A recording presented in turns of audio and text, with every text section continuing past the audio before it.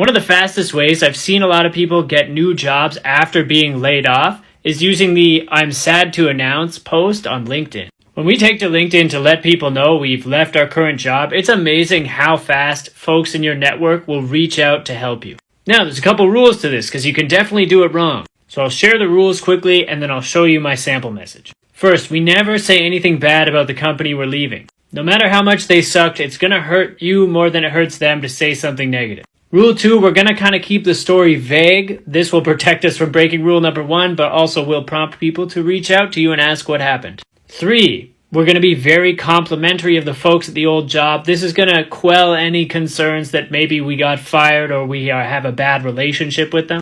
Here's the full sample message. Feel free to take a screenshot of this with my little face in the corner. And if you're looking for a new job, check out my free resume writing course. It's linked in my bio. Do you want an easier way to sell yourself and your resume? Watch me use ChatGPT to create an amazing professional summary for a resume in under 30 seconds. First, add your resume to ChatGPT. Then add this prompt. Paste in the job description. And it'll create a great professional summary for you. For more ChatGPT resume help, check out my new ebook. If your resume looks like any of these, we have a problem. This one is very pretty, but so many problems. Education is too high. There are no bullet points, and these text boxes they used are not going to show up in an ATS scanner. Okay, for one, no objective statements allowed in your resume. Second, we don't need a photo of ourselves. Third, we definitely don't need a scenic backdrop. Also, terrible job selling yourself. This one's going to put me to sleep faster than a cup of warm milk. Resume like this shows zero effort, zero attention to detail, not hired. Is this a resume, or did I just unlock a new video game character? Come on. Now for some good ones. This one is eye-catching, yet professional. Elegant, but extremely functional and ATS-friendly. Tons of space for that all-important professional branding. And this one is just a workhorse that's going to get the job done. It's available for free in my bio. At the top of your resume, do not jump straight into your professional experience. And don't start with education. Please do not start with an objective statement. If you want to win over the hiring manager, start with a strong professional summary. This will tell them what you bring to the table. Here's a script you can use for that. Sentence 1. High-performing professional with blank years of experience, delivering high-impact work in the blank industry. Sentence 2. Skilled in developing strong internal and external relationships to facilitate the collaborative achievement of organizational goals. Sentence 3. Confident in ability to operate effectively in a fast-paced environment and leverage skills in blank, blank, and blank to enable team success. Sentence 4. Committed to lifelong learning and going the extra mile to facilitate continuous improvement. And then you pop that in the resume like this. This template is also available for free in my... This is one of the best resumes I've ever created. It sells this person perfectly and uses all the tricks to get past the ATS scanners.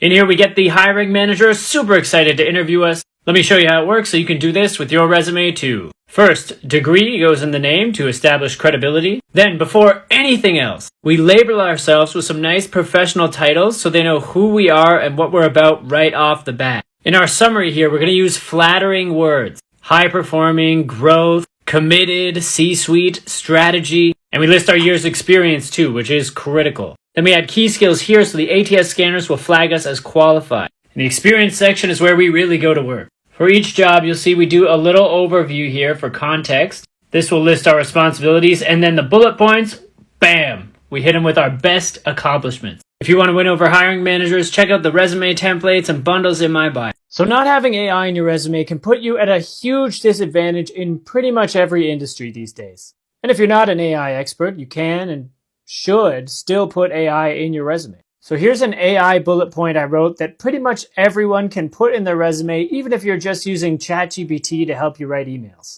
And 2 more quick tips on this. Don't forget to add generative AI to your areas of expertise section and your bullet point.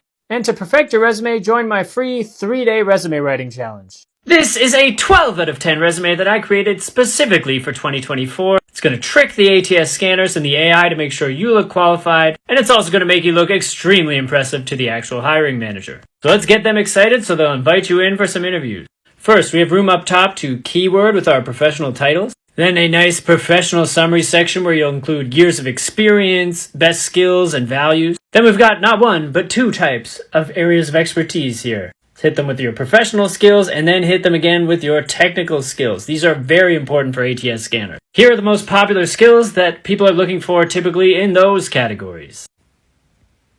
Then we have everything they need for experience, education, certifications. This template's one page, but it can easily be expanded beyond that if you need it. This and many other resume templates are available at the link in my... It's 2023. Employers are not reading cover letters anymore. However, they are scanning them. If you want to get hired, you need a 10 out of 10 scannable cover letter. A scannable cover letter looks like this. We have keywords here on the left, and then we describe when we've used these skills in sentence form on the right. For templates and samples you can use to make your own in just minutes, check out the Ultimate Resume and Cover Letter Bundle linked in my... You've got to stop writing cover letters using ChatGPT. Hiring managers see it immediately because they're all exactly the same. They hate it. But if you do want to use ChatGPT though, here's how you do it so it doesn't look like everyone else's.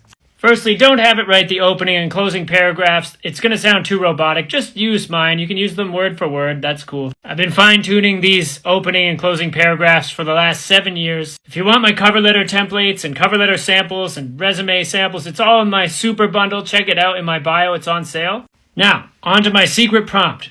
Go into ChatGPT, upload your resume, upload the job you're applying to, add this prompt, and then the result of this, you're going to put in this middle section of the cover letter here.